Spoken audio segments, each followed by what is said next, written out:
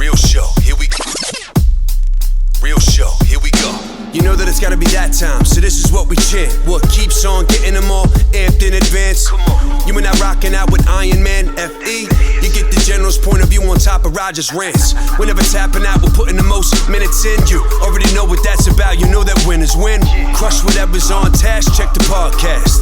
It's the Champ and The Tramp, let the bomb blast.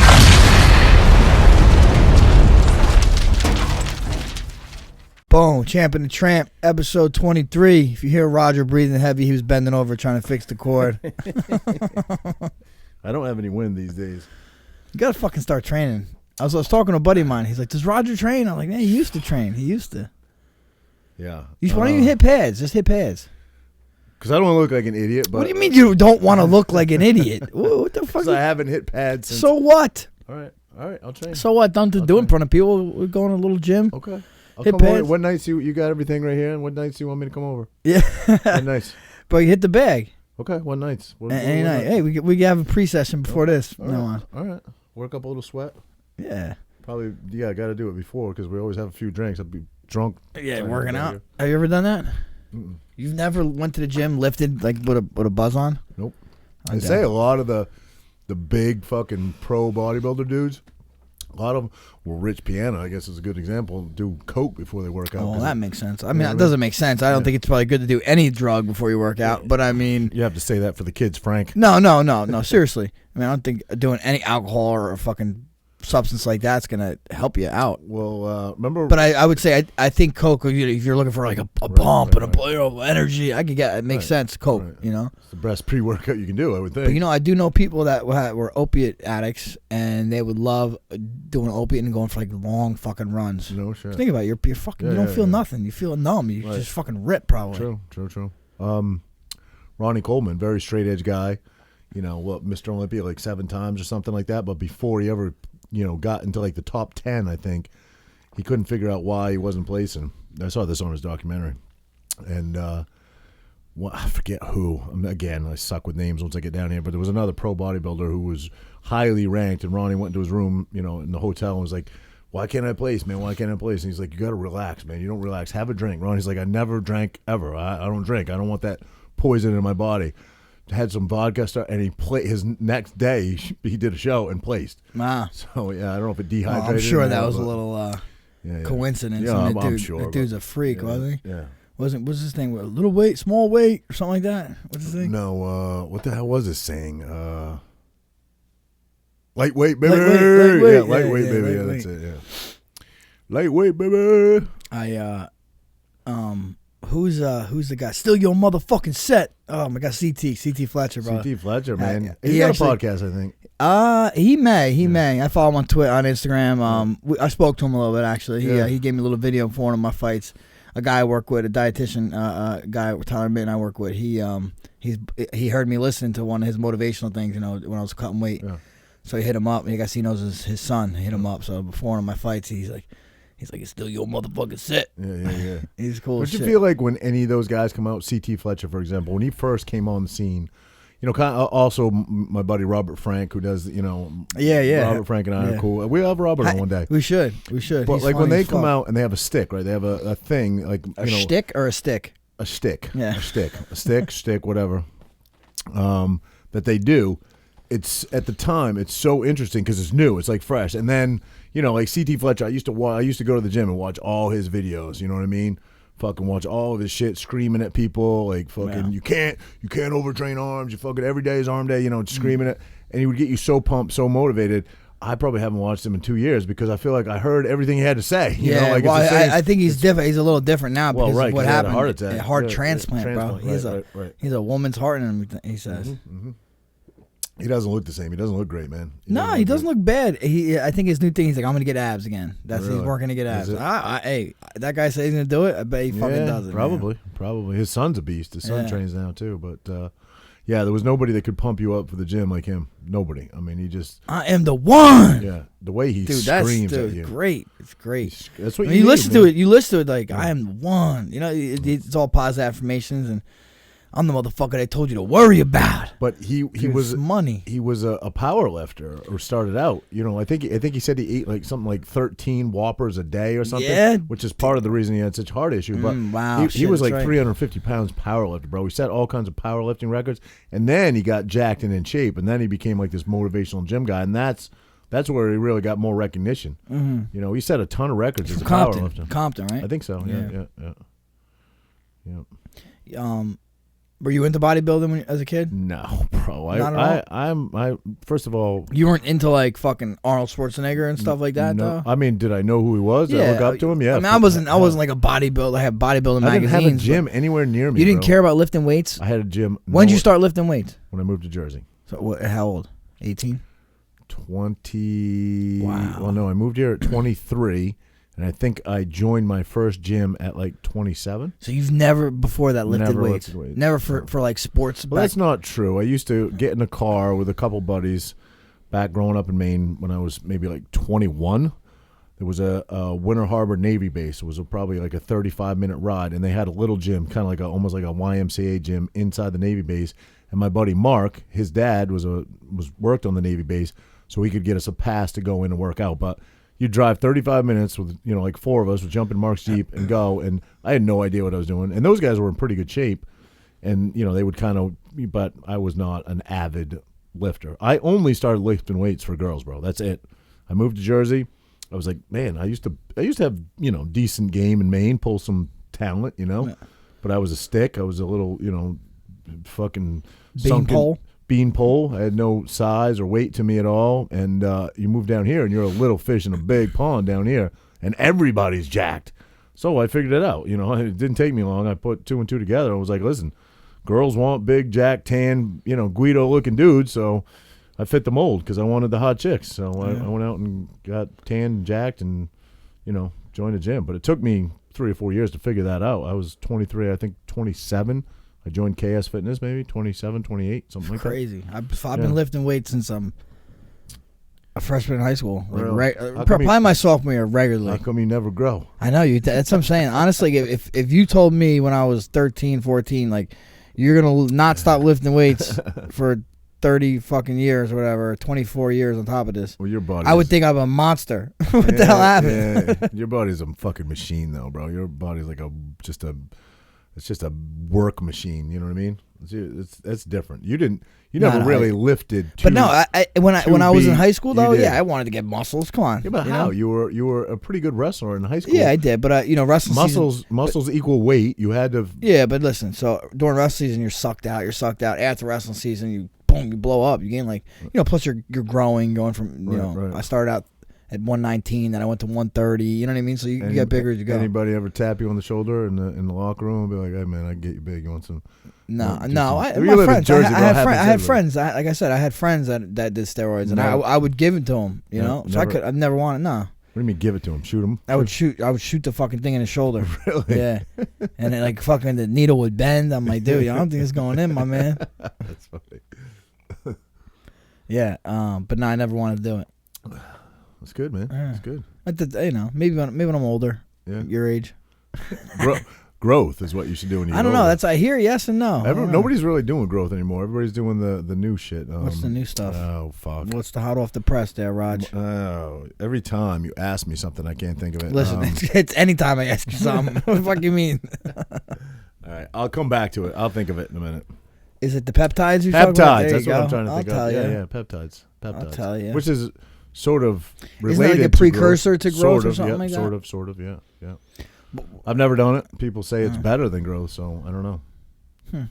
Never done peptides. I just did the normal Deca testosterone sus D-ball ethanate, shit back in the day. Yeah, I did D-ball a couple times. It just gives you water weight. But I remember growing up, Winstrol was the cut you up. Winstrol cut you up. I've never taken a cutter ever. I should because I'm fat right now, but I've never taken a cutter ever. I always wanted to get bigger, so I was like, why do I want to take a cutter? But yeah, Winstrol's it's water based. It's not too evasive on your system. You know, so like what? The other ones are oil based. Oil based. Yeah. No, that way people break out and shit from that. Right. Yeah, I don't want it to break out, bro. Depends on what you're taking. It depends on how your body reacts. There's people that take it that get no side effects at all, and there's people that get bad side effects. You know. But you see these ice balls? Got to shout out to my man Roland. from Atlantic Physical Therapy. The only thing bad with them rolling is my glass holds a lot less liquid now. I'm gonna have to keep filling it up. Here. There you go. But they are pretty cool. Look at that. See. So let's talk UFC 249. Yeah, buddy. we got it. Definitely touched, dude. Phenomenal. Phenomenal fucking card, bro. Phenomenal card. And start to finish. And like, yo, it's what we needed. It's what we needed, right? Mm-hmm. Perfect timing. I watched every. That's probably. I mean, I always watch them. Always have them in the background. That's like the first time I really watched every single fight. Yeah, no, I'm trying to think of any. Well, I guess you could say the Nagano fight was a little disappointing because it was literally over when it started, but I kind of figured that was going to happen. Remember, you and I wouldn't bet on that because we both so hard to bet we both said Nagano was going to win that. And yeah, I mean, dude. Well, and plus, anytime you're betting heavyweights, man, you never know what could happen. But yeah, that was pretty impressive. He's literally walked him down. Yep. Yeah, he did. The guy just got a circle. I don't know what you shoot on him, circle. Got to do something. You can't back up 5 steps in a row. Eventually, you're gonna hit with something. Yep.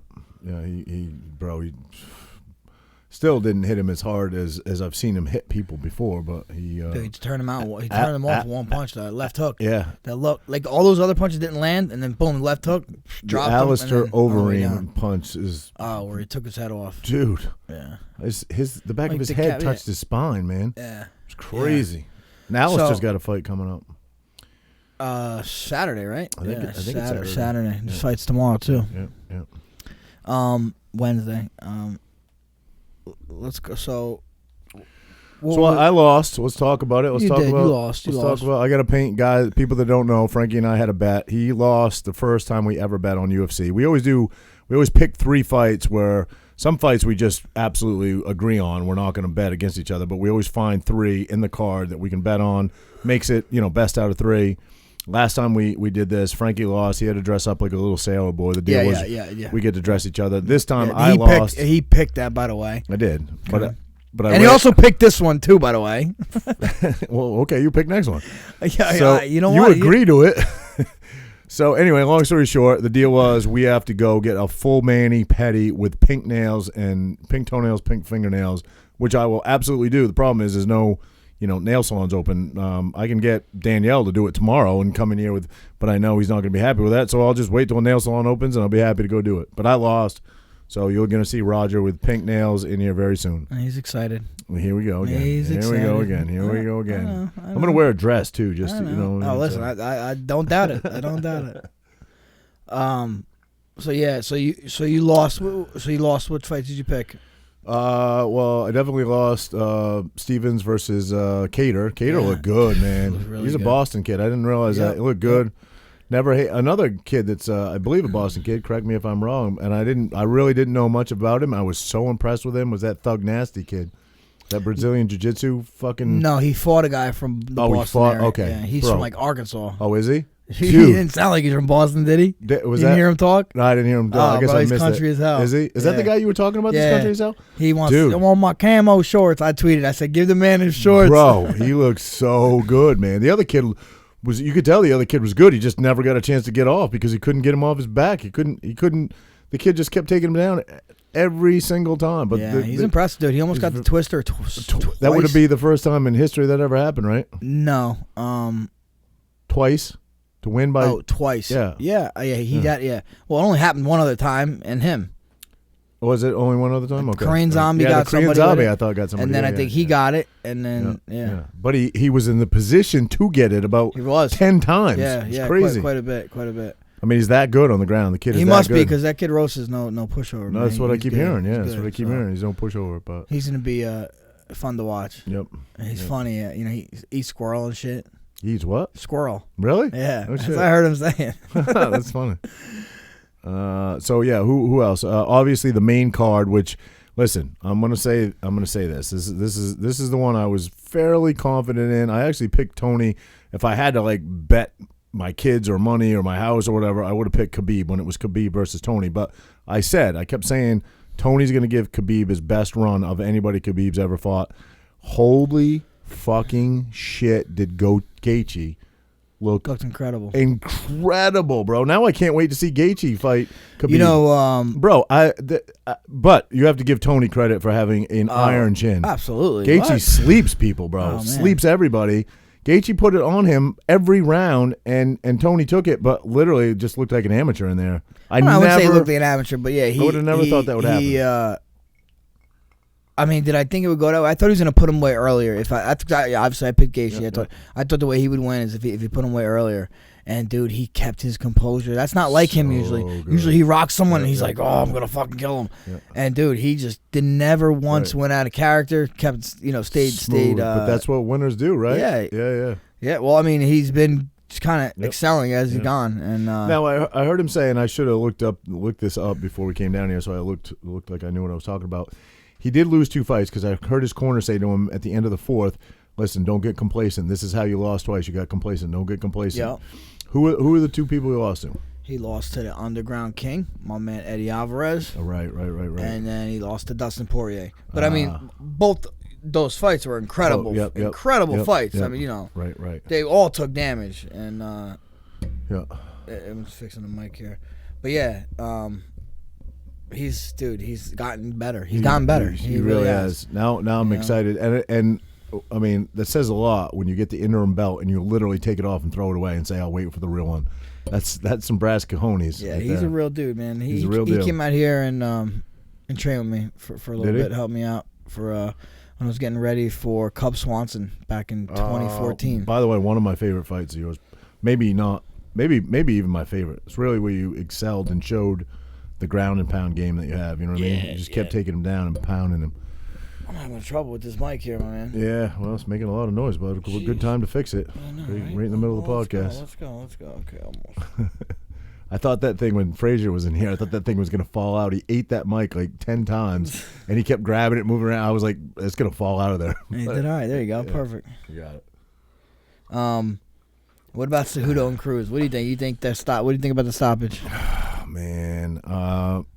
Cruz was pissed. Did you hear the way he was talking to the ref? I mean, he was. Yes, I understand. Listen. You know, I want to go completely out, and I haven't done that either. It's rare. But I never complain. No, I know, and they're not supposed to. You know, I mean, they're there to save in a sense. I would have liked to see it go a little more. I think I would have liked to see him, but I could see. You watch the replay. He got dropped pretty bad with the knee. He's about to get up. He hits him, dude. His head dropped. His head like kind of 11 dropped. Times. 11. But his head dropped when he was before he stepped. It was about to step up. His head dropped down. That's when the ref went in. Yeah. So and he's blaming the ref and saying, I don't know if you've seen this. He's like, he smelled like alcohol and cigarettes. I'm like, bro, no, he didn't. Like, don't fucking put that on this guy. Yeah. He maybe smelled like cigarettes if he smokes. I don't know, but he didn't smell like alcohol, bro. Come on, don't say that. Like, this guy can't. They're gonna go after this guy. I see it both ways, and I'm gonna say this about Dominic Cruz. I truly think he's one of the best commentators there is. He knows the game inside and out. He's very well spoken. He comes from such a place of professionalism when he's commentating. I was excited to see his fight. Obviously, I picked Cejudo, but I'm wondering if he was commentating and that same thing happened, what he would say. You know what I mean? I don't think he would be as critical as he was being a fighter. I don't think he'd be like, "Hey, the ref." You're competitive. You want. He. I get it. He wanted that. And he felt like he was coherent. And maybe he was. Kept saying, if I'm getting up, give me the benefit of the doubt. If I'm getting up, like I said, his head kind of dropped. And dude, it's so in real time. It's so quick for these refs. And look, by the way, I would always like to get put away completely. But for him to say that the dude smelled like alcohol, fucked up. The other guy's been there probably all day. He ain't drinking nothing. I didn't hear that. But by the way, they referenced you. They referenced you during that fight. Did you hear it? They said a lot of times refs do step in too early and stop fights too early, but there's examples like Edgar versus the bully. Right. That was a perfect example of they gave the fighter the benefit of the doubt when he came back and actually won that fight. You know what I mean? When you fought Gray Maynard, so. Yeah, I mean, like I said, I would always love the benefit of the doubt. Right. But that's, the refs in a tough spot. And you can just be like, listen, I don't agree with him. I think it was wrong. Right. That's fine. But then refs take a lot of shit, too, when they let it go too long. Yeah, I know. That's why they're in a tough spot, Personally, I think it was a fair stoppage. It was 11 unanswered blows. 11. Yeah, I don't think it was a bad stoppage. I don't think it was a bad stoppage. I would have liked to see it go longer. I really would have. I mean, and the same thing. I can see why Cruz upset, but not sit there and fuck with this guy like that. It's not like Cruz was winning until that happened. Cruz was losing. You know what I mean? So, yeah. Yeah. So. He was losing. Cejudo looked good. Cejudo did good with the leg kicks. What do you think? That's what you got to do. What do you think? Yeah, anybody that dances like that, especially you got to attack like legs, guys that have great footwork. But what do you think? Do you think Cejudo actually will really? Drives me nuts when guys retire. BJ Penn retired 17 times. Drives me nuts when guys retire and they don't actually retire. Do you think he's actually retired? I don't. No. I do think he probably wants to because he wants more money. Yeah. Maybe he'll get more money out of it and come back, or maybe he'll just be like, what am I doing? I might as well fight. Now that was his last fight on his contract? I have no idea. No idea. I don't think so. Yeah. But yeah, I mean, it makes it a little more. No, how's that work? Go ahead. Sorry. I'm saying it makes people want to see him more. You know, it makes maybe a little more bargaining power. Or Dana would be like, all right, see you later, buddy. Right. Yeah, that's how Dana is. Yeah. But how does it work if guys like George St. Pierre, I believe, correct me if I'm wrong, had fights on his contract, retired? As long as you stay away and you don't try to go to another organization, and you still have fights on your contract, they can't force you to come back and fight. No, they can't make you fight at all. Ever. Mm-mm. They just pay you. They don't pay you out, I guess. No, you only get paid when you fight. Right. So if you don't fight, you don't get paid. So if you have a 5-fight contract, you fight 3 fights, you at the end of your third say, "Fuck it, I'm retiring." Mm-hmm. You just don't get paid for the last 2. You get partial payout of your contract essentially. It's not like that because your contract's only you have to fight you have to sign a bout agreement every single time. Your contract's a 3-fight deal or whatever, 4-fight deal, but every fight you have to sign a bout agreement. Separate agreement. Yeah, okay. So that's your pay. Gotcha. And then that's what you're negotiating, your bout agreement, basically. Yeah, but you negotiate that in your contract beforehand, usually, unless circumstances where you want me to take this fight, I want this. Gotcha. I gotcha. All right. So, yeah. But he shouldn't retire. I mean, he's been killing it. He's doing really well. Arguably the best fighter. Yeah. He's young still, rather young. But in the same token, he doesn't need to prove anything else. Yeah. He wants to walk away, and after everything's accomplished, you can't deny him for that. But if he's, dude, you've done we're not like NBA guys, NFL guys. Cejudo's, not Conor McGregor and not Khabib either, where it's like, he got to a point where he's probably making decent money. Mm-hmm. You might as well fight, man. You might as well go make some fucking money. I think he will, though. I think he will, too. Yeah. I do, too. I think that's just easy to say when you roll off and win like that. And but dude, that'd be a gangster way to go out. Part of the reason. How about that would be a gangster way to go out, though. I always think that guys stay in it too long. My favorite fighter of all time, Dan Henderson. I mean, I think he stayed in the game maybe a little too long. You don't think so? Nah. He almost. I mean, really, some people think he beat Bisping. I think he beat Bisping. I don't know. It was close. It was close. But dude, if he won that, fuck you. How old was he? If you literally nobody saw the fight and you just put them in the lineup and looked at their fases, who won that fight? You know what I mean? Bisping. Holy shit. Yeah. He had to get let out of the fucking ring with a CNI dog. It was crazy. But, great fight card. I mean, it's just what we needed here. It's what the world needed because I heard Vegas betting was... says the most ever, right? That's what I heard. It was I imagine. Insane. I was thinking about that. I'm like, think about people that bet that have a gambling problem. Right. That are they going through withdrawal? Like, how does it work for addicts like that? You know what I mean? Like how drug addicts, they go through withdrawal by they get sick. What do gambling addicts do? Are they fucking betting on fly races outside? Don't they just find something to bet on? I mean, bookies will take bets on anything. Yeah? Yeah. Well, like what? What? Like fucking bet, probably probably just odds, political shit maybe. Could be that, yeah. You know what I mean? Just odds. Yeah. Anything with odds, Yeah, but what do you mean anything with odds? Anything. Literally. Will tonight at the press conference, will Trump say fake news? You know what I mean? Will he say the words fake news? How much do you want to bet? You think there's a line for that? In times like this? Yeah, I bet. I wonder. Well, let's get in on it. I bet. Let's get in on it, All right. I'm down. But no, that's what I think. People are probably itching to bet. Do you bet? No. I may have before. Yeah. I don't, but I did a little, we did a little picks with Eddie and Ricardo and a couple of Eddie's boys. I came in second. I picked the whole card, 86%. Eddie lost the tiebreaker to somebody. Oh, really? Yeah. You did good on this one, man. You did good. I was 1 for 3. You were 2 for 3. I don't know what. Well, no, but my other 86% picks, total. Yeah, that's good. That's good, man.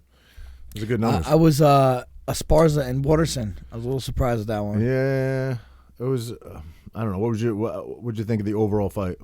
Yeah, I mean, I thought Esparza did a great job. She rocked her a couple times, you know. I mean, was able to get the takedown once, twice. I thought, I don't know. I thought Waterson was going to be able to get off more. She really didn't. I was going to say, I think I think she was surprised. She got rocked a couple times. I think that kind of the fact that Carla hit her with some shots slowed her down a little bit. You know, I thought they both held back a little bit, in my opinion. You know, and those fights always are. They don't do it for me. I think you got to get in there and kind of lay it out on the line. And, well, it's tough sometimes, you know, because you both are trying to do the same thing. Right. But then if you leave it in the judges' hands, but that's the judges ridiculous. are god awful. What was that one fight that was 30-27? That was that fight. Actually, yeah.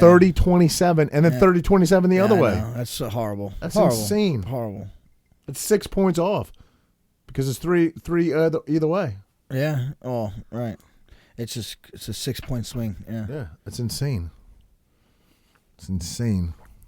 But what I didn't get, right? You got Rogan, Anik, and Cormier all sitting at different tables to commentate. I know. You all got tested. What the fuck? You're all negative. What's the point? I think it's for appearances, right? But were they? Because it was just single pan shots. No, they were. They were like here, like almost like where you are so over. What is the point of that? Because you saw half of the people that came out, the cornermen, right? Half the people that came out had their masks down around their fucking mouths.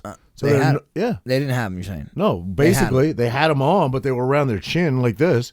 They weren't doing anything. Yeah, I know. Too. You think Mark is gonna wear that fucking mask tomorrow? No, probably not. I mean, they say they have to though. So they say they have to. That's my point. Is if you're coming in, but why? If you're tested, what the fuck are you testing these people for? Exactly. And dude, I just seen Fauci on the TV saying the masks don't work. Well, if this guy's saying the masks don't fucking work, what are we doing here? It's dumb. I think you wear the mask if you're sick. The CDC came out originally, a couple weeks into this thing saying, don't get the mask. The masks aren't going to help. Then they said get the mask. And then they said get the mask. Now they're saying not get the. This is the biggest, one of the biggest scams ever perpetrated on the American people, on the world ever. It's crazy. It's insane. Yeah. It's insane. I believe you know had who wasn't wearing a mask? How much you want to bet? You know who wasn't wearing a mask? Wait, you know who wasn't wearing a mask? Who? Fucking Dana White. Yeah, of course. He's like, yeah, fuck that. Exactly. Because he's got some sense and sensibility. But you want to do a bet? You're talking about there's no sports betting going on right now. How about you and I do a bet? What's this bet? See if you take the bet. Oh, okay. Let's go get the antibodies test. You and me. What do you want to bet that I'm going to say we both have had it? I agree. So you don't want to take the bet? No. Oh, I bet we both had it. Yeah, I agree. And did you have any symptoms? I coughed for like 3 days one day. Yeah, and I had a weird taste in my mouth. I don't know. They're saying this is a symptom. Oh, it's probably your John down the street that you go see when you go. Yeah. So anyway, I probably had maybe a couple weeks of, when we were not doing the podcast. Remember we were talking? I was like, I don't feel like quite the same. But I know at the time, because it was so overhyped, I was like, there's no way this is COVID, because I'd be on my deathbed and fucking. But it could have been. I had very slight symptoms, little like congestion, that type of shit, cough, little phlegmy. That was about it. It was like the worst, the most minimal cold I've ever had in my life. And I thought it was just allergies. It's possible. It could have been COVID. I'm sure it was. So man. We should go get an antibodies test and just see where we're at. Well, I don't know. Like, fuck it. This antibody thing, like, you probably need it. You see these contact tracers are hiring 1,000 contact tracers. Like that doesn't. What is their job? What is the point of it? Yeah, what is their job? Exactly. Like they're gonna fucking see so they tracing who I come in contact with. Is that what that means? It's like that's like infringing on my privacy a little bit, right? 100%, man. This is kind of crazy. Like, we living in a crazy world, or I don't know, man. Wait, you don't think your privacy's been infringed upon during this at all? Oh, it's been. Of course. Yeah, no, but that's just the next step of it. That's what I'm saying. Like. This is a crazy world right now, man. Bro, I'm telling you. I keep telling you. It's not that I think the time is now, because the government's not ready, but I mean the 3% shit that I totally believe in. Bro, what are you gonna do when they fucking have helicopters and fucking planes, and you're sitting there with your 3%ers and your fucking pea-shooters? It's not gonna advance like that. The fuck are you gonna do? There's millions of us, so that's not just what the fuck am I gonna do? There's only 3% of you. What the fuck? No, that was the original. And 3% of 300 million is a lot still. But anyway, I'm telling you,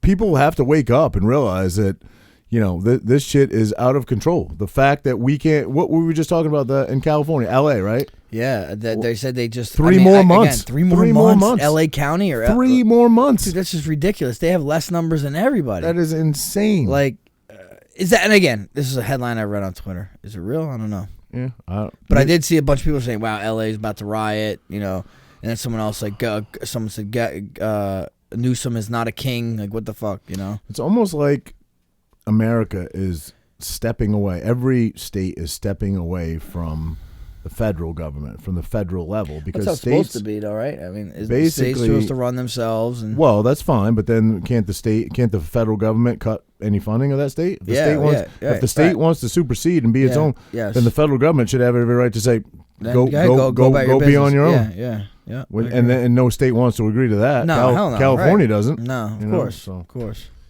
That's so. If you really want to supersede, then supersede and be your own little country. But I don't get, we keep hearing these numbers, and they're saying, people are dying from COVID. People that are dying, period, whether they're dying in almost a car accident, if they have COVID, they get listed COVID. Is that true? If that's true, what are we doing? How are we being lied to? And I don't understand, these other people that are like, oh, we need to stay in. You guys are being selfish. You want to get out. You want to get back to work. You're being selfish. But what are these numbers? Are they listening to? Are we looking at different numbers? Or are they just being naive? Or are we being naive? I don't know. Again, I'm not sure. I heard, again, through a local New Jersey talk show radio that I listened to, 101.5, that this was maybe a week ago, maybe a little over a week ago, that the CDC had downgraded the numbers on their website from, at the time, it was 60,000 to 35,000. Overnight, the number changed.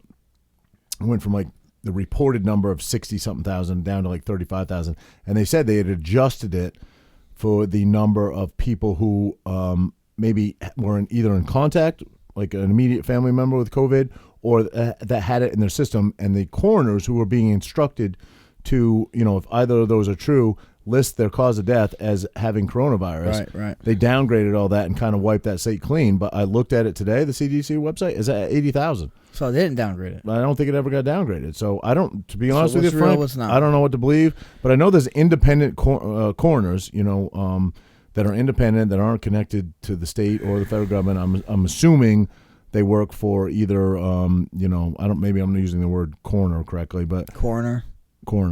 But maybe they work for actual funeral homes. I'm not sure. That are saying we're being told, or hospitals, I guess that's what it is, because every hospital has a morgue in it.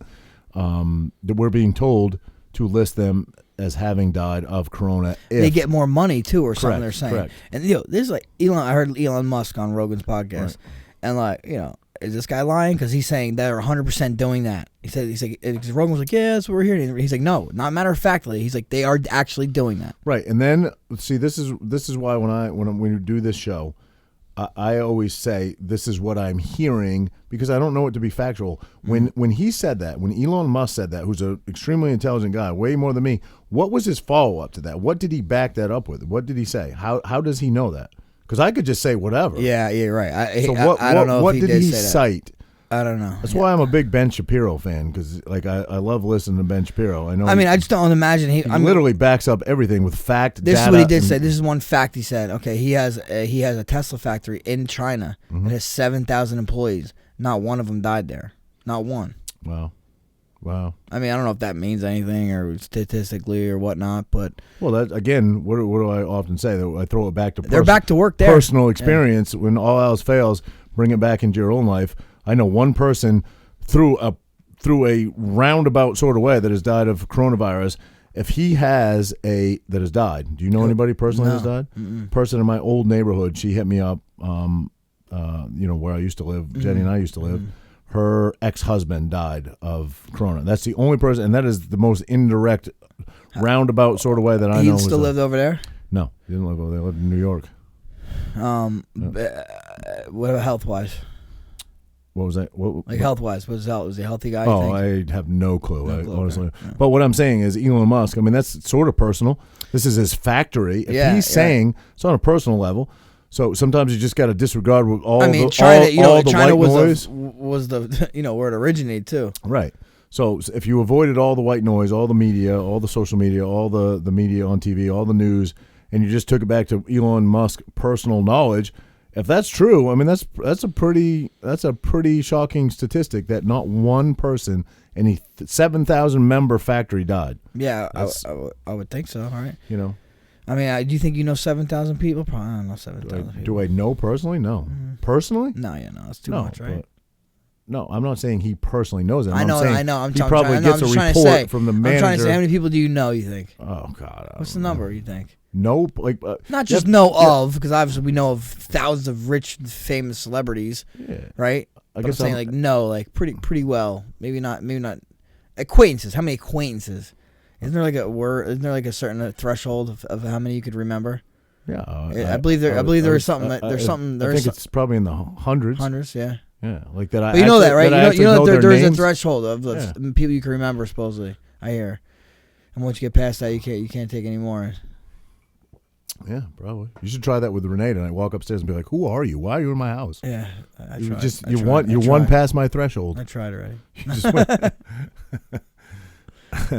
So, all right, Elon Musk was on there. He's saying, I just seen him tweet something the other day, or today, or yesterday. He's opening his factory. He don't care. He's like, I'm going to be on the line with them. He's like, if you have to arrest someone, I just ask you only arrest me. Yeah, good. And he's already suing the county. Good for him. But anyway, okay. One more coronavirus thing, which is if this is true. Okay. I want to go back to Elon Musk about that thing. Yeah. The average death age of the coronavirus is higher than the average death age. Period. Well, again, I would be very curious to where those stats came from. But if that is true, what does that say to you? I've seen it for a couple people. Is that so? What does that say to you?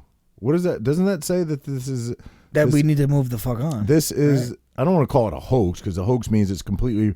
I'm not denying that COVID-19 exists, but But you know what? It is a hoax if I'm not saying it's a hoax. It is a hoax if the 4 times or 10 times the people actually have it, and the death rate, all those people, the death rate, say 80,000 people died. What if 40 of those 1,000 just had coronavirus, didn't die from coronavirus?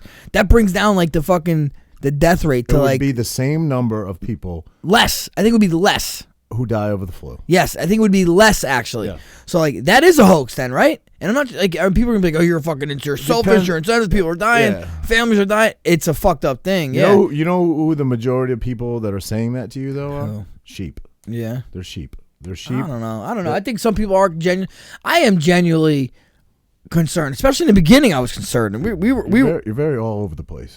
No, I know, but I am. You're 100%. I am all over the place because we're getting thrown at us. I know you like to play both sides and see both sides, and so do I. And I'm not saying I have all the answers, and I'm not saying that I know everything, but I'm saying for you to call someone sheep, I think is wrong. Not just in this. No, I'm not just saying yes. In this example, to call people sheep, I'm going to take incredible amount of heat. What I'm saying is, in general, there is a great proportion, a great percentage of people all over the world who just like to be told what to do. They need that. They need that. They need that. People. You could sell them anything, and they will buy it if it comes from an authoritarian place. Yes. They will buy it. They will bow down. They will. I personally am not programmed that way. You have to substantiate something with real deal, legitimate facts that hold up no matter who's saying it. Left, right. Okay, this bill that they're trying to pass. We'll segue to this. The 666. It's kind of creepy because it's HR 6666. Right. 4 6s, not 3. Right. The tracers.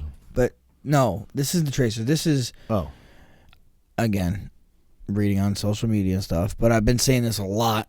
Okay, I've seen a councilman from New Jersey bring it up, saying how this is fucked up. He's gonna try to get to the bottom of this and I don't know, veto it or whatever. Just not agree with it. But it's like they can come to your house. Say they come to your house, right? Your house. How many bathrooms do you have in your house? So you have 3 bathrooms. You have 3 bathroom house, whatever. You have a family of 5 in your house. If say 2 people have it or something, there's not enough bathrooms for you to quarantine, so they're gonna have to take your kid.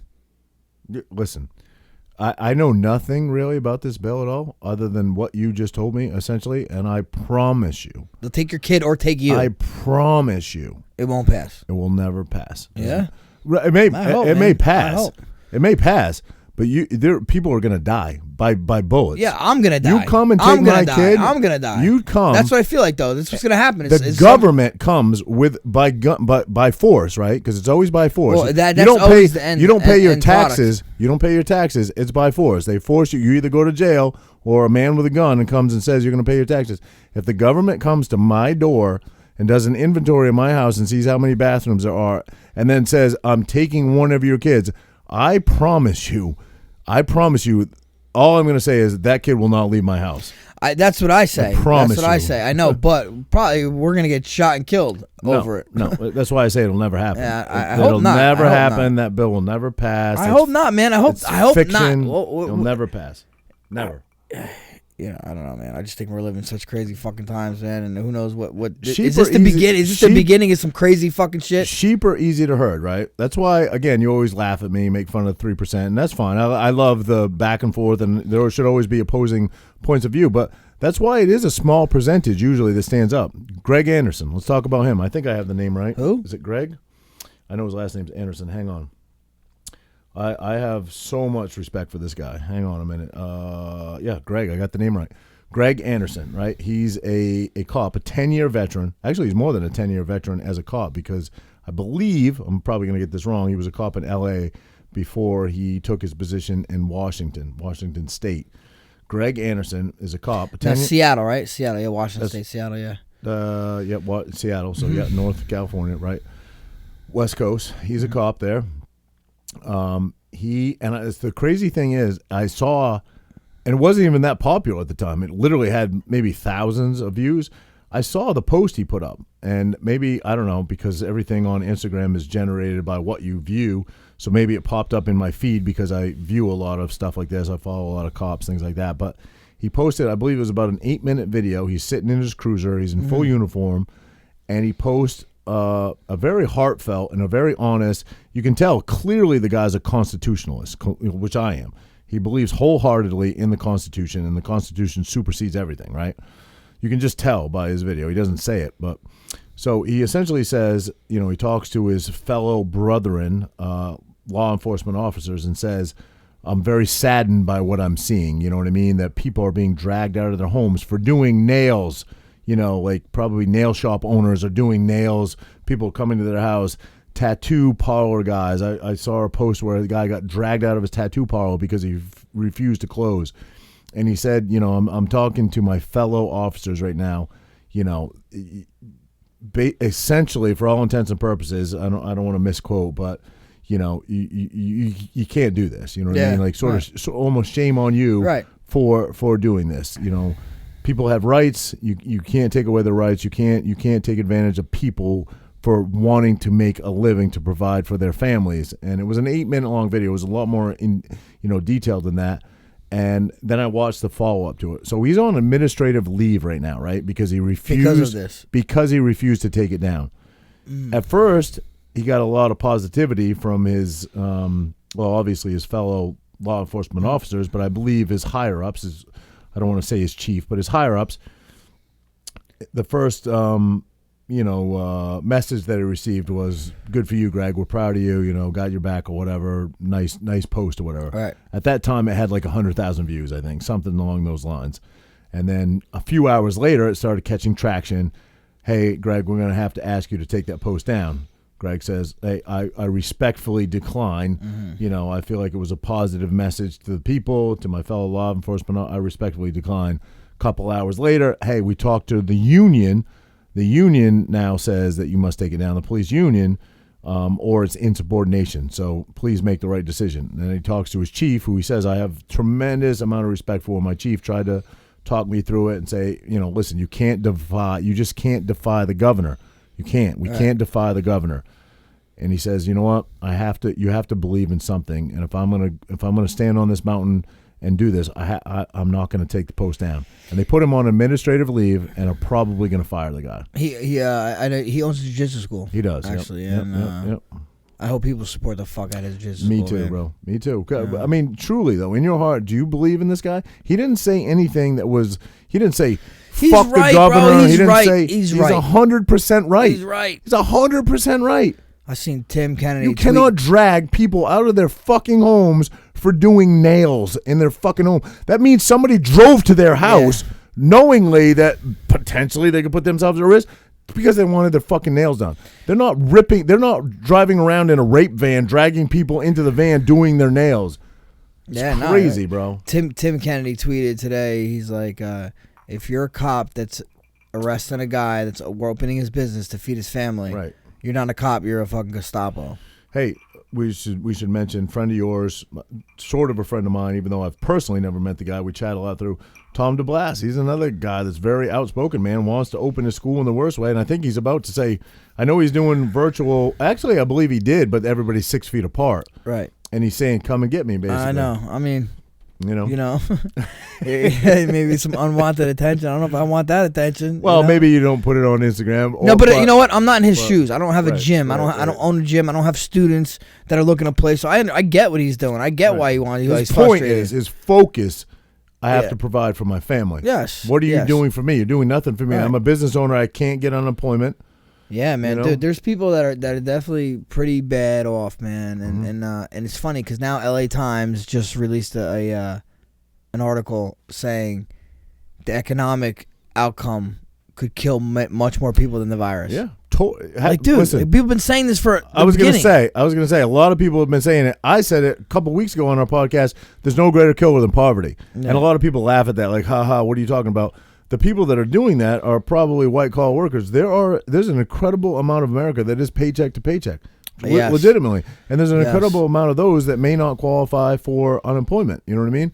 Or whatever monetary benefit there is to gain if you're no longer employed. And what do those people do? You know what I mean? What do they do? You know, I think you have to get America back to work. You have to. You have to protect the most vulnerable. I'm not saying do nothing. Protect the most vulnerable. Yeah, dude. I thought quarantine is for sick people. You quarantine the sick. Right? I don't know. Not the sick. The most vulnerable. Not the sick. No, but even still, you quarantine sick people. Well. Yeah, you don't quarantine healthy people. In the hospital, you quarantine the sick people. Yeah. You know, right? Totally agree. So I don't know, Frank. I don't know how much longer do you think this shit goes on? I'm telling you, people are going to riot. If it's political, it could go on until the fucking election. Oh, what do you make of Obamagate? Until the election, I don't know about that. I don't know much. About I know it it's supposedly he knew about the Russia collusion, right? That's it. So. Essentially, yeah.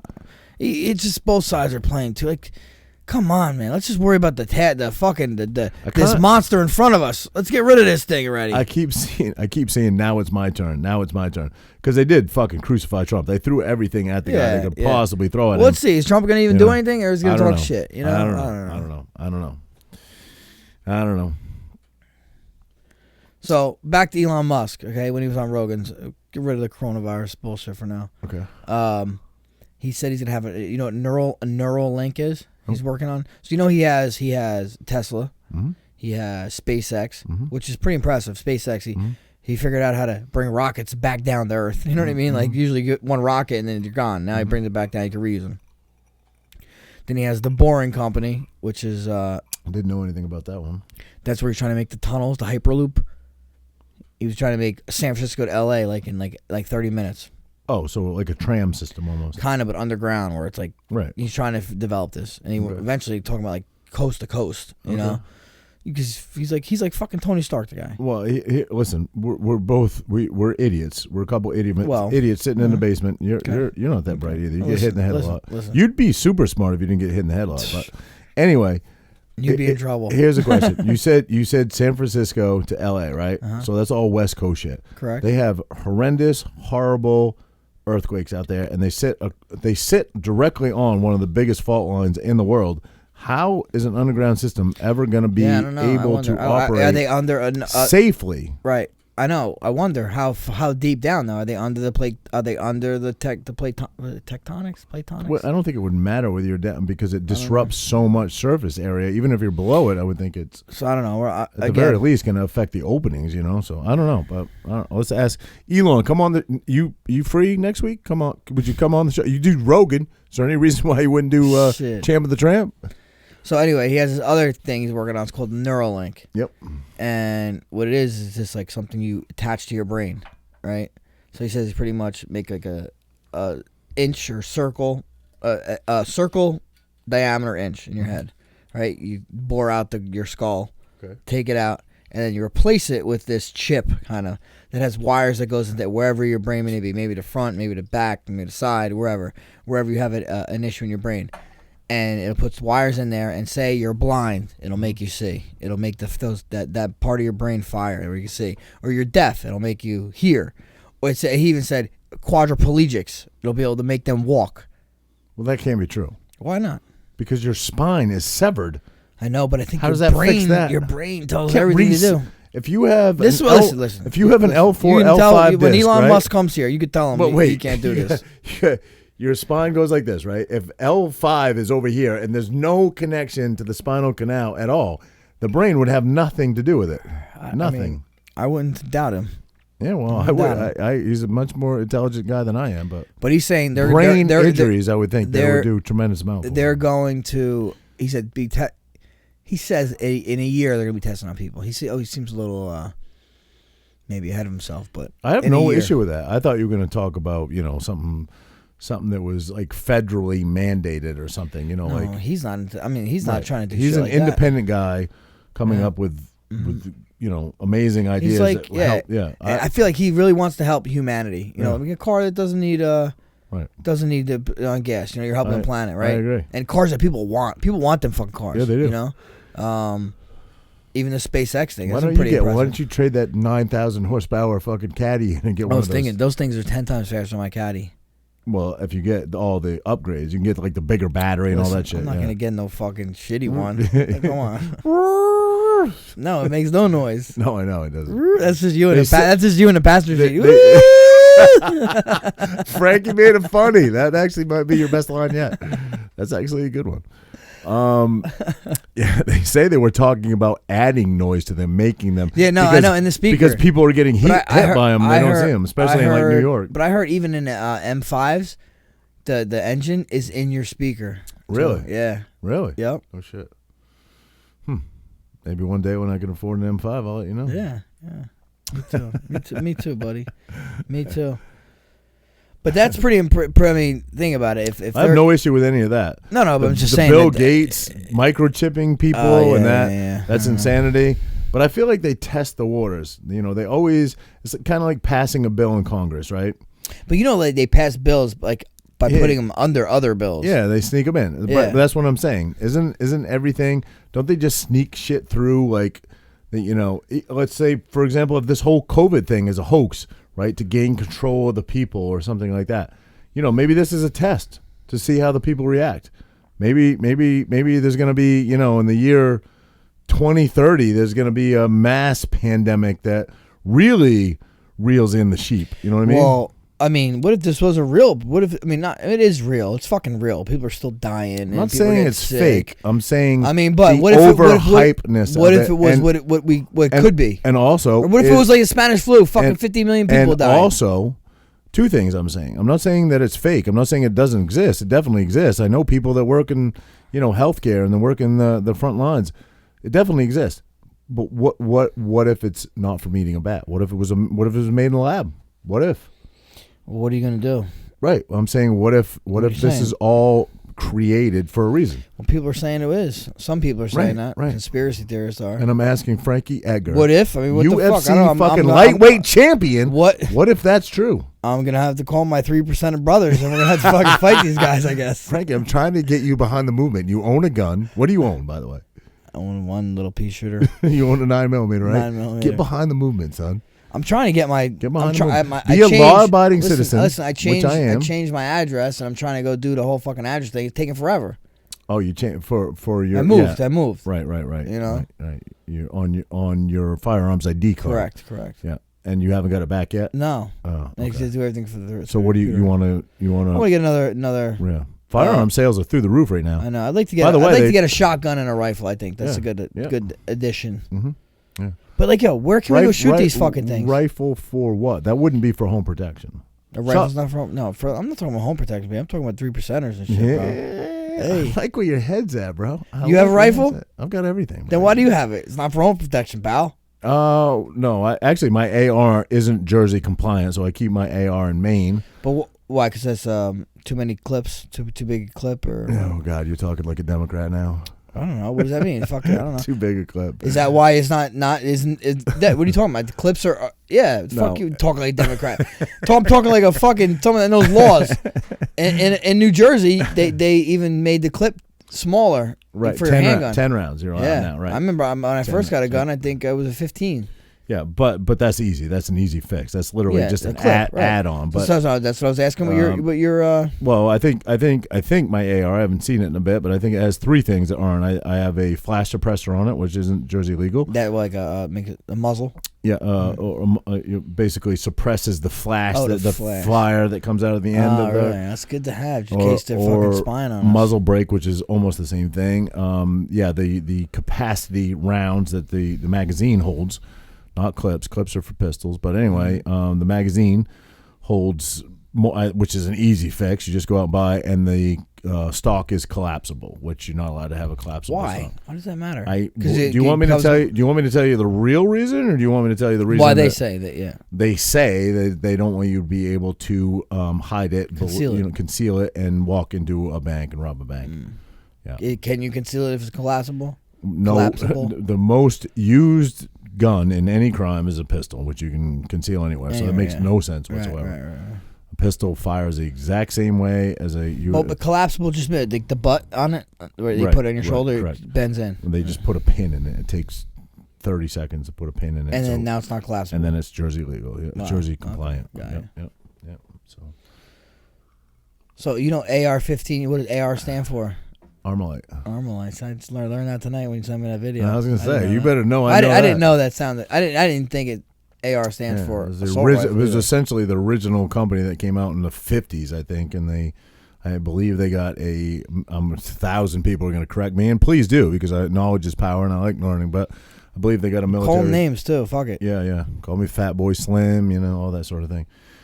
But they got a military contract, and then everybody started making the 5.56. Yeah, so there's a million companies out there now but the original was Armalite. Speaking of guns, let's bring up that shooting. Amari? No. Amari. Hang on. Yeah, I definitely want to talk about that. That is. So, I am. Hang on. Ahmaud Arbery. I apologize, Ahmaud. So typically, in any shooting or anything that grabs media attention, mostly because of the way the media is, and they only show excerpts or sound bites or little bits of video clip. I'm always suspect, and I always wait till all the facts come in. Always. But there's been a few cases, namely 2 that I can think of, where just off seeing the video, which is obviously a segment of the entire video, where I've said, I don't fucking see how that could go any other way than them being guilty as hell. One was the police officer, again, I could be wrong, from South Carolina, I think it was, that he had pulled over a black gentleman. The guy got out, ran, he chased him down, and clearly shot a man in the back as he was running away. The second I saw that video, when I only saw probably a 10-second, 15-second clip of it, I didn't see the whole thing. I was like, this is another one where I don't see how this is anything other than shooting an innocent human being that was unarmed. Yeah. I don't see how it could be anything but. Right when I saw that video, I was like, that's fucked up. Right. That's fucked up. Maybe you waited for the guy to run to you? Like, what the fuck you doing? Like, you're hunting this guy. And listen, I want to say, because I do believe in the American justice system, I'm not saying they always get it right. There are sometimes they get it wrong, but I think we have the best justice system in the world of every other country. And if you know of a better one, weigh in and talk to me about it. But so I want to wait for everything to unfold. Well, I did see some stuff. Have you seen some other stuff? I do not see how that is a justified shooting in any way. Well, this is. I seen a guy who was on World Star. He's actually a black gentleman. Okay. And he was actually kind of talking. He was like giving facts. Now he was like in Georgia. So supposedly this guy Amari, whatever was his name, Ahmaud Arbery. Ahmaud. He was walking in a neighborhood and he went into a house that was no. That's what was reported. So this is a retired cop and his son that are guilty of this crime, right? Those are cops? The retired cop is the one that's actually guilty of shooting many years on the force. Yeah, retired cop. I think, again, speculation, so do not quote because I hate when people do this, but I'm admitting it's speculation. I assume he probably had a police scanner at his house. I'm assuming, right? Well, let me tell you the story. Okay. What I see this guy said. They said they showed video of him. He was walking in a neighborhood. He went into a house that was getting renovated. Yep. Okay, it wasn't like a house that was brand new, but it was getting renovated. That's what I was going to say. Yep. He was in there. Okay. Right. They have video of him walking in from someone else's Ring camera, and they have video of him in the premise. Listen. There's like nothing in this house. Right. There's like fucking nothing. Correct. Like construction house. Yeah. There's literally just no sheetrock, just framing. Now, when you say they have video of him, you're sure it's Ahmad? Well, I don't know. Exactly. That's my of course. point. So anyway, I'm not taking the other side. I'm just letting you know what this guy was saying. Now, someone noticed him and yelled at him. Right. Yelled at him. So the kid took off. And then that's when these guys must have found out, and they went after him. I'm like, okay, all right, what's the law? Someone steals something, you can pursue him. All right, this motherfucker didn't have a bag with him. Right. What the fuck is he stealing? Right. Correct. Let him fucking run away. Correct. It's done. It's that's done. Let him run away. What the fuck are you doing? So even if he's guilty of what is said, of just trespassing, which is what the cop is claiming, that he got he called in and said he's running down the street like a bat out of hell. There's no reason at all to even pull a gun on him, to even stop him, to even do anything. There's no reason whatsoever. So I don't see how this could possibly ever end in them not being convicted. Although, when they were originally questioned, they were let go. It wasn't until public outcry happened. Public outcry affects everything. It really does. Well, thank God it does in that instance, right? Yeah. Well, in that instance, I back it 100%. If I have all the facts, which I think that I do. I don't know. Then they're guilty as hell. Yeah, yeah. I mean, the kid though. I mean, running. I don't know what you would do. Like, guy has a gun on you. I'm not. Don't run towards the guy with a gun. Well, I'm not saying that he. Listen, they should have done that anyway. He did the best case scenario, but what I'm saying is he wasn't at fault. Did not deserve to die. No, it was not no at fault. Fucking way. Yeah. No way, bro. God forbid that was your kid. Right. You know what I mean? Like, dude, no way. No, I agree with you. But the way it all went down, shit, man. It's sad, man. It's sad, and it sets us back a long ways because all these dudes, man. I mean, dude, they definitely. I'm definitely a supporter of cops. Obviously, my friends are all cops, and they're all not scumbags. But there are some fucking scumbag cops. Let's be real. There are. There are. And what if you just had to, in the Frankie Edgar brain, had to put a percentage on that? I'd put it at a very, very low percentage. Yeah, I would think so. I truly do, that the majority of our police officers are good men and women. I do. I truly do. You don't think so? I do. You gotta stop playing both sides. I just know this. I just know this. Like, when I was a kid growing up in Tom's River. You don't think I ever? I'll tell. So tell me your best police harassment story. I'll tell you my best one. No. Because it happens to everybody. But always, like, they just always, like, at least, like, our community didn't have, like, I'm just saying, as far as what black people go through. Yeah. You ever go driving down the parkway, you see someone pulled over, you look over, a lot of times they're fucking black guys that are pulled over. You don't notice that? Have you noticed that? I feel like I noticed it. I'm being honest. I haven't. Okay. I haven't. But maybe I'm wrong. I'm being honest. I haven't. I would admit it if I had, but I haven't. But give me your best police harassment story. You got any? I got one. No, harassing me? Yeah. Not really. No, really? Nothing bad. I got nothing one. bad. No. I got a decent one. I got two actually. And I'm not going to say the name of the first one because he's a family friend. But the earliest one I can remember, I should say, he's friends with my dad. The earliest one I can remember is in Maine.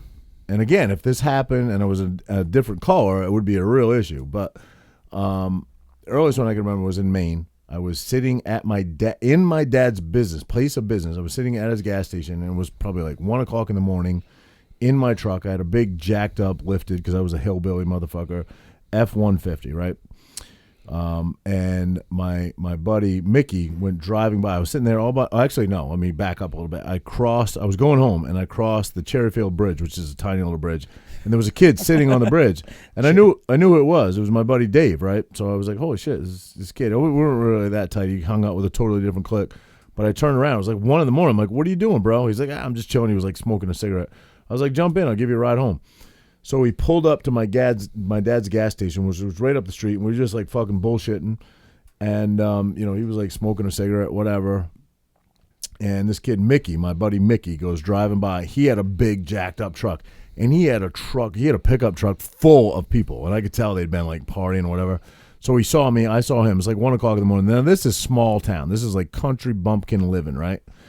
And he sees me. I see him. He pulls up next to me. And he's got this big jacked up, like GMC. I got this big jacked up Ford. We both got like custom exhaust on it. And it's like, I'm in like high school at this time. So he starts revving his shit up, and he's got drunk girls like falling all over themselves in his car. He's got a pickup truck, 1-seater, like a bench seat. He's probably got like 5 people in it. So he starts revving up his motor. I start revving the shit out of mine. We're like, just being idiots, seeing who's got the louder. Now we're sitting in my dad's private business parking lot, right? Well, a state trooper happened to live like, I don't know, maybe like 1,500 yards away. But I never gave it a thought. I didn't think about it. I knew him. Everybody knows him. We all knew him well. We knew his kids. We knew he apparently had just gotten home and heard us revving up our motors and then jumped right back in his car, and he came flying down his driveway and came fucking pulling in. Well, when Mickey, my buddy Mickey, saw him, Mickey peeled out because Mickey was probably drinking, had too many people in his car. He took off. Well, this guy didn't care, right? He didn't chase Mickey. He chased me. I was dead sober. He comes fucking pulling in, cuts me off, gets out, rips my passenger side door open, and says, "You get the fuck," talking to my friend Dave, says, "Yo, get the fuck out, hit the road, start walking," right? Like you can't walk. You can't do that, right? No, you can't do that shit. And he's not even on duty. He's in a cop car, yeah. But he's like half dressed, right? He's like in a tank top and like police pants, right? So he tells Dave to get the fuck out and start walking, right? So Dave says, "You can't tell me that." Well, now this guy says, "Listen, you get the fuck out now and you fucking start walking." So Dave like gets out and starts walking, right? It's like 1 o'clock in the morning. So now I'm still sitting in my dad's place of business in little Cherryfield, Bumblefuck, Maine. And it's just me and him. He says, shut this fucking thing off right now. And I'm like, all right, I shut it off. I'm scared, bro. I'm not even gonna lie. I'm like 18 years old. I'm fucking not even, probably 17 years old, scared as shit. I'm like, fuck, right? And I've had a few run-ins with cops for driving like an asshole and stuff. But so I'm like, what do I do, right? So he says, shut it off. Kill this thing. He's like, I'm going to go over this thing with a fine-tooth comb. And if I find one thing wrong with it, you're getting towed, right? And in my head, I'm like, I'm oversized height, you know what I mean? Because they measure like the center of your frame. Yeah. My exhaust is illegal. Like, fuck, I'm like, I can tell you 5 things right now you could tow me for, you know? But I don't say that. I just shut it off, right? And he starts like taking a flashlight and shining shit around. Well, he's off duty. And as an adult, I would realize a lot of things now that I didn't realize then. I was just like sheep. I was a sheep. He was an authority figure. I was a sheep. I was a scared little fucking sheep, and he's the sheepdog, right? So I'm just sitting there nervous as shit. Now Dave is not there. I don't have a witness anymore, and I'm here with this guy who I respected. I liked him.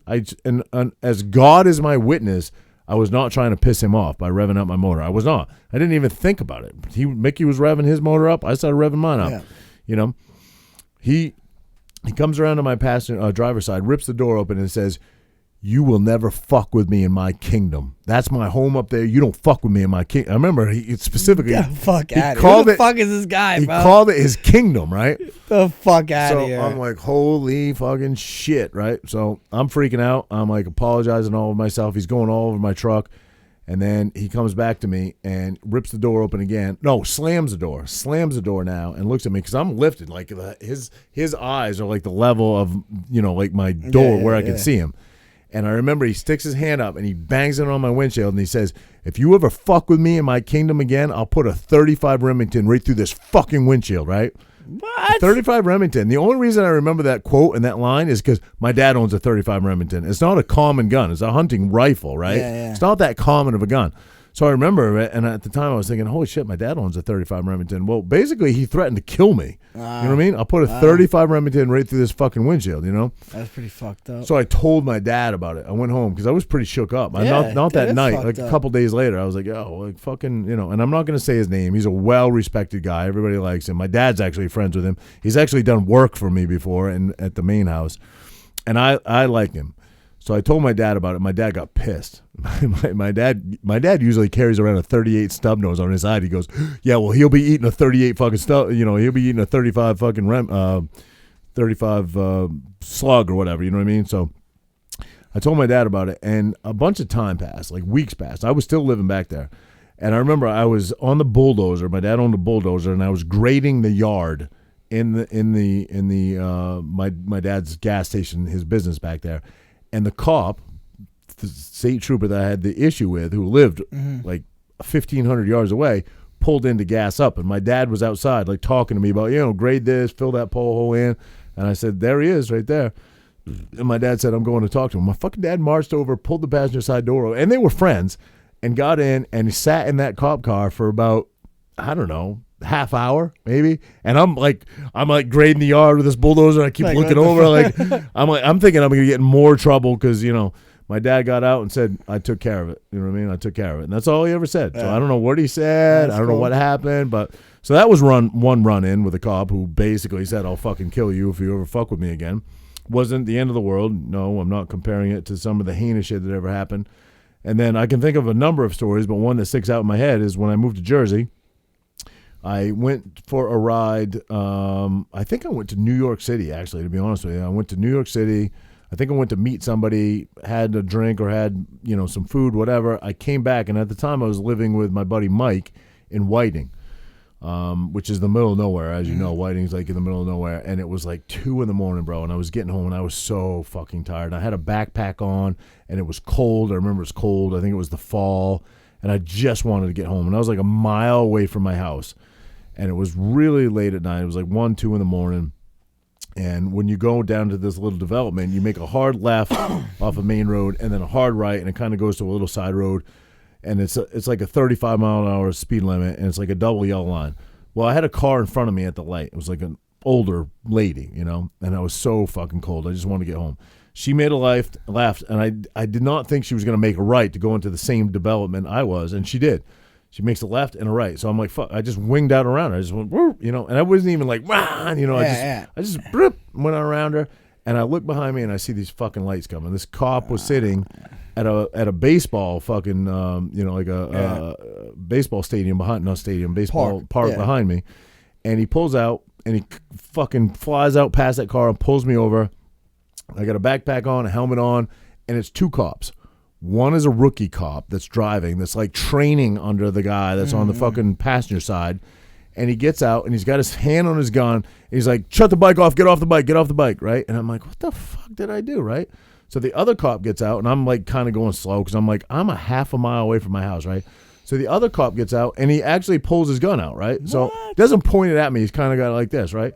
So I'm like, what the fuck did I What policeman? He's Lakehurst or Whiting? I don't want to say. Because I got friends that work on the force. I don't want to, and it was many years ago. This is like when, I lived with Mike when I first moved here. But so in my head, I'm thinking, what the fuck? But again, I'm a young, impressionable kid that doesn't have the voice to speak up. Now I'd say, get the fucking gun back in your holster. What am I reaching for? The fuck am I doing? Ride a motorcycle and I pulled over for you. I could have fucking smoked you, But now, back then, I was like, oh my God, what the fuck did I do, So they tell me to take the keys out of the ignition, the whole 9 yards, and then ask me for my license. Now they've holstered the guns and everything's fucking sort of calm. They asked me, to lean up against the bike, fucking, I do everything I'm told to do. And then they say, what's in your backpack? And I said, nothing. Like, there's a sweatshirt in there. That's it. Like, we need to search your backpack. And they take my backpack, search the whole fucking thing. They asked you that, you gave it to them. I consented because I didn't know. But they're basically like, you got shit in your backpack, I didn't have anything in there. I was no drugs, no nothing in there. But they took my backpack. I said I didn't want them to take it. But again, this is the difference between being young and naive. Now I would say, why? What the fuck? Yeah. What did I do? I mean, I generally comply, but if you're a dick and you're pulling your gun out because you pulled me over on a bike and I pulled over for you when I could have easily outran you, like, you're just an asshole, in my opinion. Yeah, so that's a little much. Yeah. I'm sure there's lots of cops out there that, not lots, I mean, there's a few cops out there that just like to flex their muscles from time to time. Yeah. Or maybe a cop's having a bad day, you caught him on a bad day. Yeah. My thing is that whenever I get pulled over, I'm like, yes, sir, no, sir. I try to be nice. Same. And that's it. And honestly, for the most part, they're cool back. Every once in a while, you'll get a fucking 95% of my experiences with cops have been nothing but respectful because I'm respectful to them. But those are two examples where I don't think I did anything wrong, and I was treated like a fucking asshole, and one basically said, I'm going to shoot you. You know what I mean? So Yeah. Yeah, no. If you ever do it again. I think it's always, it's killing with kindness. Yeah. Yes, I sir. agree. No, sir. Oh, yeah. Roll yeah. your windows down. Yeah. Turn your radio off. Yeah, windows down, radios up, hands on the wheel, all that stuff, I agree. man. I agree. 100%. Could avoid some issues. I think respect gets respect, but I don't think I did anything disrespectful in those two opinions. Now, the first guy in Maine thought that I was doing it to piss him off. And I guess in his defense, I truly, truly wasn't. I was sitting in my dad's fucking business. Like, he owned it. He owned the property. It was private property, you know, so. Anyway, you don't have any? You got nothing? How about this? I may have told this story. In college, I was in college. Me and my teammates, 25-pounder, were up in the girls' floor. Right now, you weren't allowed to be on the girls' floor past 11 o'clock. It's like late is that night. how it was? Yeah. Really? So we're on the girls' floor. We're hanging out with some girls. We're drinking beers in the room, whatever. And I had to piss, and I didn't want to keep going in the hallway because you get caught. Right. So I was pissing in the cup. Pissed in the cup. I fucking poured out the window. I poured out the window. I poured it on there was cops out there, and I fucking poured it on them. No. Yeah. I was like, oh shit! I threw it on some. They were like security, campus police. Yeah. I'm like, fuck, the cops come. So I told my boy, like, hey, let's go. I should have, like a dummy. I should have just stayed in the room. And then the guy didn't know where the fucking piss came from. Right. You know. So I'm hustling down, trying to get to our room. I'm down the steps. I lived on the second floor. We're on like the sixth floor. We're going down on the fourth or fifth floor. I see the cops coming up. We see them like in the in the stairwell window. I'm like, they're here. Let's go. Fucking, I run. I get into my room. Boom. My roommate's sleeping, and I told my roommate, someone comes look for me. Tell him I'm sleeping. So then the other dude I was with, fucking, must have been a little out of shape or something. So he got caught. Right? He got fucking caught by the cops. So next thing you know, I'm fucking in bed. I hear don't knock on my door. My roommate, go get it. Get the door. Murray gets up. I was like, hey, hello. Can I help you? He's like, yeah, is Frankie here? He's like, yeah, he's sleeping. He's like, I need to talk to him. So I get up. I'm like, hello. Trying to act like I'm sleeping. The guy's like, Pete told us everything, man. You're coming with us. He told us everything. I'm like, are you fucking kidding me? I'm like, dude, this dude fucking just ratted me out. Pete, you suck, bro. He's a cop now. He's a cop now. You know why? He's a cop now? Because that ain't on his record. Because he ratted you out. So, dude, I go there, and he's like, the first thing the cop asked me, he's like, do you have AIDS? I'm like, what? Do I have AIDS? What? Because I think he got piss on him, I think. Oh, yeah, but you can't. I know. He's a fucking idiot, dude. Come on, these cops. Wow. So, they weren't that bad with me. I was being cool with them. They're like, and I really wasn't drunk at all. I had a couple drinks, but I wasn't drunk. I'm from Jersey, man. You go, cops fuck with you. You tell them, yeah, I had a couple drinks. They don't say nothing. Yeah. And they're like, did you have any drinks? I'm like, yeah, I had a beer, but I'm not, okay. Gave me underage drinking. No. Guess what I blew? I blew nothing. And I still got underage drinking because I admitted. Because I admitted I had a fucking beer. Yep. So what they did is they issued. Lawyer up, bro. Yeah, lawyer up. Always lawyer up. Well, this is college shit. I'm kidding. They issued me a Pennsylvania state license and took it away. No. Yeah. I got a disorderly conduct underage drinking. They issued me a Pennsylvania. I'm like, wait, so they sort of did you a favor? No, they're just fucking. What do you mean issued you a? They issued me a Pennsylvania state license. Driver's license. Okay. And took it away. How can they issue one without you going there to get it? I have no idea, but they did. But I was like, I have my New Jersey license, so I can still drive. What the fuck? Yeah. But I had to do like community service. I had to go to like fucking these classes. I feel like a lot of those college charges are pretty petty, but yeah, that's a decent story. Something that sparked my brain a little bit, like the story, something maybe you can relate to. You ever been put between two friends? Ever been put in, like two friends are beefing and you're in the middle? Not really, no. Really? Mm-mm. So I was at work the other day, a couple days ago, and thought this would be something interesting to talk about. I thought you could relate, but thanks for bringing absolutely nothing to the table, Frankie. Thank you. And I saw Aunt Scarzone, which is the youngest Scarzone brother, right? Mm-hmm. Obviously is the oldest, good friends with Love Yep. Nick, middle one, and then Ant's the youngest. Ant actually trained with us for a short period of time. But anyway, he got out of his truck. He works for Earl, right? Earl Paving. Oh, really? Yeah, he got out of the truck. He was like, yo, what's up, man? I almost didn't recognize him at first. He looked a lot different, but he's got a girl now. I think he's married, no children, and the fucking Scarzones make kids like crazy. I think Wiz has got like 42. Got 5 kids or something, like 42 kids over there or something. So anyway, we were bullshitting a little bit. I always have had nothing but respect for the Scarzones. They've always been like super cool with me, all 3 brothers. But they got a little reputation. They're scrappers, right? Yeah. Well, my best friend back in the day, who no longer with us, rest in peace, Bobby, who I love. I just recently visited his grave in North Carolina. Passed away in 2007. They had beef. Started. I remember. Yeah, they had beef, man, and I didn't know what to do because I'm friends with both, and I was like, let me ask Frankie. He's ever been put in a position like that? Because they wanted to kill each other. They literally. I think I remember some shit going down. I was there the second it started, pretty much till the second. I think you should have let him shot the one. Well, let me tell you the story because I think it's an interesting story. Maybe people can relate, and it's weird to be the guy put in the middle, right? So, Bobby was my best friend for years and years and years and years and years. We actually bought our houses. His house was right behind my house. We bought our houses within a week of each other because we were pretty much inseparable. Nobody was ever like, "Where's Roger?" or "Where's Bobby?" It was always like, "Where's Roger and Bobby?" You know. So we did everything together. He was one of the first people I met when I moved to Jersey. Great guy, bodybuilder, like fucking monster dude. Never drank, never. Till the end. Then he started then Bobby became a completely different person. But long story short, his issue with the Scarzones, here's how it started. One night, you might have even been there, because I met you, the first time I ever met you in my life was at Sawmill, ever. And you know who introduced me to you? Wuzza. Okay, yeah, I think I remember. Wuzza introduced me to you. So, and it was around this time. You know, Bobby died in 2007, so this had to be at least a few years before this, right?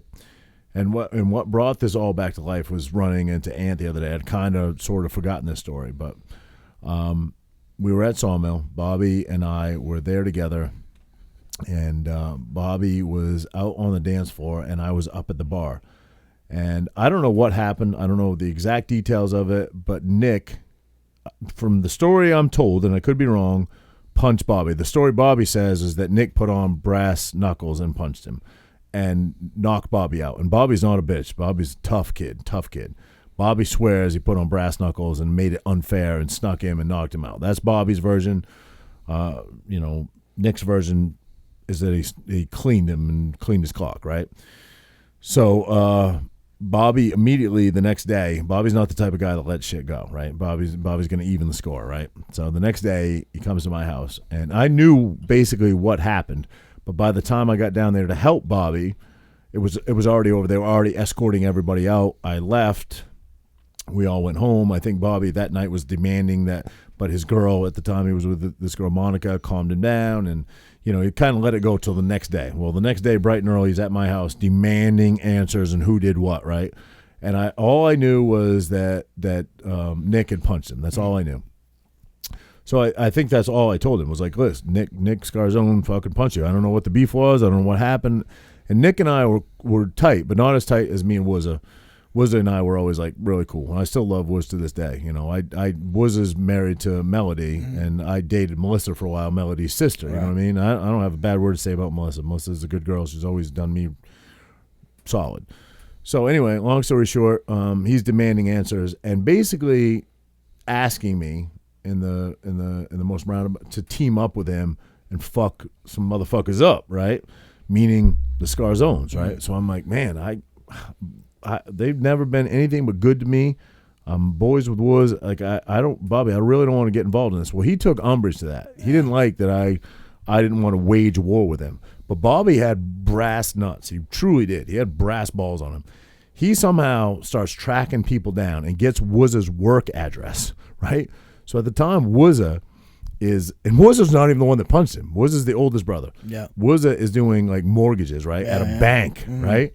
Well, fucking Bobby marches into a bank, this bank, whatever, let's say it's TD Bank, marches in there and says, I need to speak to Wuzza Scarzone about a loan. right? So they point him in the direction of, and he walks right in there, fucking shuts the door, and sits down and says, "Yo, we're gonna fight." You know what I mean? Bobby had some brass nuts. He would fight anybody, right? And he held grudges.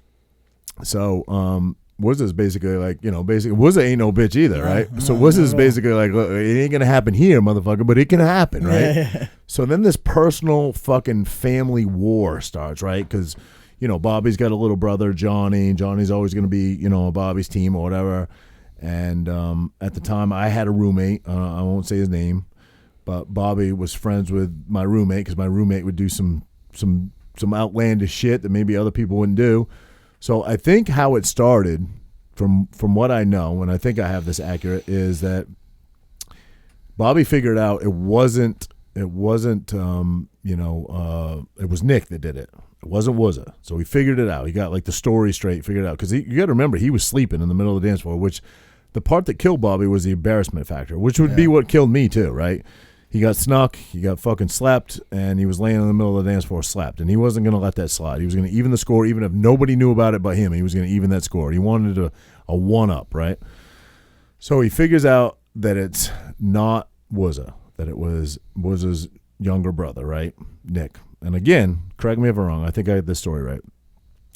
He recruits my old roommate to go, and they don't live that far apart, to go to Nick's and fucking throw a big, huge log through the picture window, right? I don't think Bobby actually did it. I think it was my old roommate that did it. And they drive over there, and fucking Nick runs out of the house and catches like the ass end of the vehicle that did it, and knows, because they don't live that far. Everybody knows everybody, right? And I think a couple of people got some glass cuts on their arms. Nothing crazy. Nobody was like bleeding profusely, but he's got this huge smashed out window. So Nick calls Wuz, that family is tight. They drive to Bobby's house that lives right behind me, like fucking, 250 feet behind me. And they show up with baseball bats and just start blowing every window out of his house. Like every fucking window. They blew every window out of his house with baseball bats. They claim Bobby came to the door with a gun. It was a flashing gun. I happen to know it was a paintball gun. It wasn't a real gun. Bobby didn't own a real gun. It was a paintball gun. They thought it was a real gun. And then now shit is just escalated even fucking more. Well, then Bobby comes to my house and gets fucking, gets pissed and is like, you need to fucking recruit up with me and let's go fuck some people up. You know what I mean? And I'm like, Bobby, I can't do that. You're putting me in an odd position. I understand what happened. I feel bad for you. I understand, throwing shit through windows and them smashing out. Literally, the guy didn't have a fucking window in his house. Not one fucking window, right? So now he's basically imploring me to get involved and take his side. And I'm saying, it's a hard position you're putting me in, Bobby. I really can't do that. Well, Bobby and I basically, then Melissa and I had a little falling out. He started talking to Melissa. He started hanging out with Melissa a little bit. I feel like she was doing it just to piss me off. And anyway, long story short, we basically stopped talking. We never had beef. We never went to war. We had to stop talking. And I don't think it ever went further than that with, Nick. And I don't think anything else ever happened. But in that time, he died. He overdosed. The kid that never drank and never did drugs overdosed and died. Wow. And I always, I always felt horrible the way our relationship ended because he really wasn't talking to me because he was hurt that I wouldn't fucking go fuck people up. But, I think it's a good story because I think a lot of people probably can relate to something like that. You ever been put in the middle of two people beefing because you won't pick a side? I mean, maybe a little bit. Not like no finality on it, but like maybe in the meantime. Yeah. You know what I mean? Yeah. I may have. Those stories sound pretty familiar. Yeah, you know those stories? I know those stories. Really? Was the Scarzones trying to get you like to... I do. I may have been involved in some of that stuff. I don't know. Oh, really? Really? I remember one night with some windows. I know that. Oh, no, really? I don't think I was there. I don't remember bringing bats and stuff, though. Really? I don't know. Well, again, you got to remember, because I'm friends with both, so I'm getting on both sides. So, like, after that night happened, Wuz is telling me, yo, he pulled the fucking gun. The guy pulled the fucking gun, and Bobby's telling me it was a fucking paintball gun. So I'm getting like both sides. You think you might have been wrapped up in that shit? Dude, I just remember when that shit went down. When that shit went down, Wait, remember when it went down or were there? I don't know. I don't listen. I'm not saying you couldn't have been, and it's so far removed. And I love Bobby, and I've visited his grave lately, and he is my brother, and I love him. And it was such an odd position to be put in. Really was, truly was. But I'm not a guy that lives with you can only live with so much guilt over shit. Otherwise, you just start ruining shit. I'd put that shit to bed. I'd live with it. But if you were there, I don't think you could have been, and here's why, because it happened so fast. From the time that he threw, you don't live that far away, so I guess technically maybe, but from the time Bobby, it wasn't even Bobby, it was the time the other kid threw the fucking thing through the window, it was minutes, bro. Not for that thing, maybe the other thing. What's the other? Oh, insult? The retaliation, maybe. Wait, what was the retaliation? Didn't they retaliate? Right, but what I'm saying is from the time that Bobby threw, it wasn't Bobby, it was the other kid that threw the log through the fucking window. They retaliated They that were night? at his house like within fucking minutes, bro. Yeah. Yeah. Okay. All right. I remember getting calls. Well, I'm saying, why can't you talk about it? What is the whole? Because I don't really remember that much. I know I didn't break nobody. I know. Listen, Bobby's gone. You're not gonna bother me. I know. I'm not bothering nobody. I'm saying I didn't break any windows. Okay. But I believe I was there. All right, like I said, my memory's fucking kind of shot. He lives right behind my house. But I remember, me, Kurt, and stuff getting calls from Woods. Oh, I believe you would have got a call. Yeah. But it happened so quick. Maybe you just flew there. You could have. I think we were like coming home from Sawmill or something like that. Okay. You know what I mean? Well, maybe it was the same night I met you then, bro. That's possible. Yeah. Could have been the same night I met you. Maybe, yeah. Because Wuzza is the guy that introduced me to you. Yeah, maybe have been. Yeah. He's the guy. He's also the guy that introduced me to Jesse. Oh, really? Yeah. I got a lot of respect for Woods, man. Which is why it put me in such a. Because here's my best friend and a good friend, right? Like that are beefing and like want to kill each other. And Woods never asked me to get involved. He never said fucking. Bobby did. And I didn't know what to do. I knew Bobby was a big boy, and if Woods and Bobby fight, Bobby had a good chance. Woods is a bitch. But the crazy part is, it wasn't even Woods that punched him. It was Nick. Yeah. It was Nick. It's a crazy story. That's the way it goes sometimes. Anyway, yep, that was the crazy days back in the Melissa days. Me and Melissa actually came to a fight in California once. Yeah. Bocek. Bocek. Yeah, you fought Bocek. Yeah. Good times, man. Shit. Yep, crazy. Well, man, Raj. All right, another one in the books. Frank, another one in the book, buddy. Go ahead, do your rollout. Do your rollout. Peace and elbow grease. All right, everybody. Thank you for watching, hanging. We're gonna get some guests in here now, right? Let's get some guests. I think that there's a way to do it. For all you people freaking out, swearing that we're trying to kill your grandparents, we're not. There's a way to do it where we can strategically put at least one guest in this room to stay social distancing enough apart. So we're going to get guests in here next week, we hope, and appreciate you guys. Appreciate you listening. Champ and The Tramp. Appreciate the support. Yes, share, sir. like, subscribe.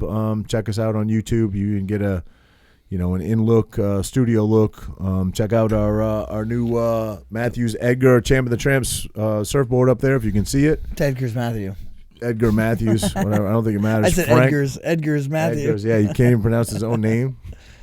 We drink a lot of whiskey down here, folks. A little bit. All right. Out. Champ and The Tramp out.